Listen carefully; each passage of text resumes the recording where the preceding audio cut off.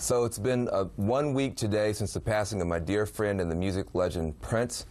Even as each day passes, fans are continuing to show their love and their support for the man and for the music. In New Orleans, you had residents honoring the artist with a second line over the weekend, and some fans even dressed up in purple to pay tribute to the legend. Now, in memory of this icon, Prince's $10 million Paisley Park mansion may be transformed into a Graceland-like museum for all the fans to enjoy. Now, the day my friend died, thousands of you wanted to hear his voice, possibly to console you in your time of need. Now, as a result, more than 239,000 albums were sold, and then that number just soared again over the weekend. Another 399,000 albums sold. Those recent sales actually brought Prince back into the Billboard's top 200 album chart. Not even here and still on the chart.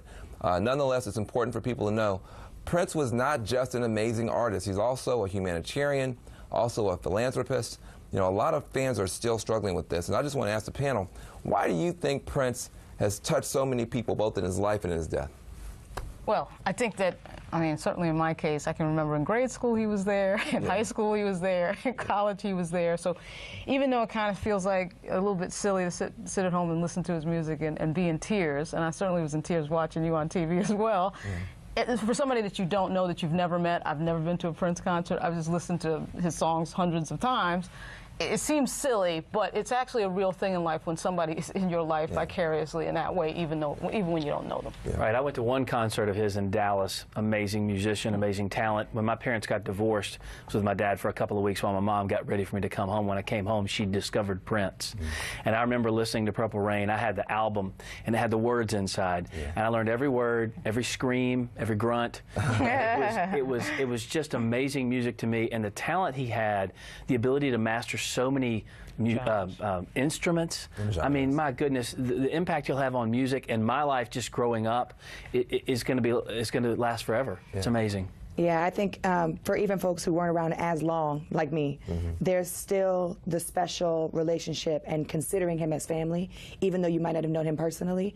And especially having, you know, hearing my aunties and my uncles and my grandma play and listen to his music before his death. And knowing that that was a part of the spirit that created the love in the family. You know, listening to When Doves Cry or It's 1999, like I knew all the words as a child. And although I've never been, unfortunately, to a concert, still feeling like a family member has passed for anybody, you know, is something that's really special, and it's hard to grapple with over, you know, over a death like this. Music gets, especially the news, as it's like, we did not expect this, you know? And music gets you through the good times and the bad, and he was there for every one of them. He's got a song for every emotion. Particularly the things he talked about. Absolutely. I mean, I also like the fact, too, that he's kind of, I wasn't alive when Jimi Hendrix was here, but I like the fact that he played the guitar as a black guy playing the guitar. It brings it back to sort of Jimi Hendrix tradition. Sly and the Family Stone. Exactly, and Stone, exactly. Yeah, you know, it's amazing. I think for me and for those of us who are very, very close to him, it's somewhat just phenomenal. I mean, just stuff that I know he would be strutting around and talking so much trash about, like the fact that they lit up the Eiffel Tower in purple, the fact that they lit up the Niagara Falls in purple, like you know, just, I know exactly the smile and exactly the strut that he would have had with that, you know. And so, you know, in some ways, we're trying to stay positive and just to celebrate the fact that this you know, a black kid from, you know, Minnesota. And growing up in a white town, family, you know, kind of broken apart, touches an instrument and figures out, just like his dad, he's got something, and decides that he's not going to play small with it. He's not going to apologize for it. At 17 years old, he's telling record executives, I'm going to produce my own stuff, step back.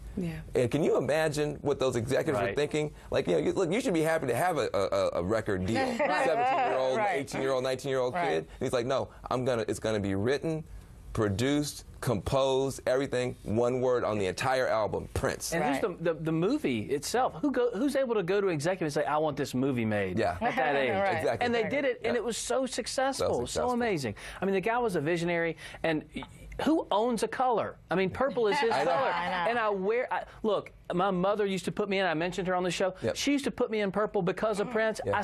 I wore it on Al Sharpton's show the other day in honor of Prince, and I got some for this week when I'm here in town. Gotcha. I just bought three like purple ties? I love it. Yeah, that's an amazing Huge. thing. His name is one syllable, and it's good on 7 continents, and he owns a color. Amen. Prince Rogers Can't beat Nelson. that. Well, look, coming up on News 1 now, so we're talking about celebrities. We got celebrities that are in town and coming into town for the big White House Correspondents' Dinner this Saturday. We call it the Nerd Prom. But before the big night, many of those are going to actually be helping out on a worthy cause. We're going to have more on the importance of criminal justice reform for the black community next. Also, we are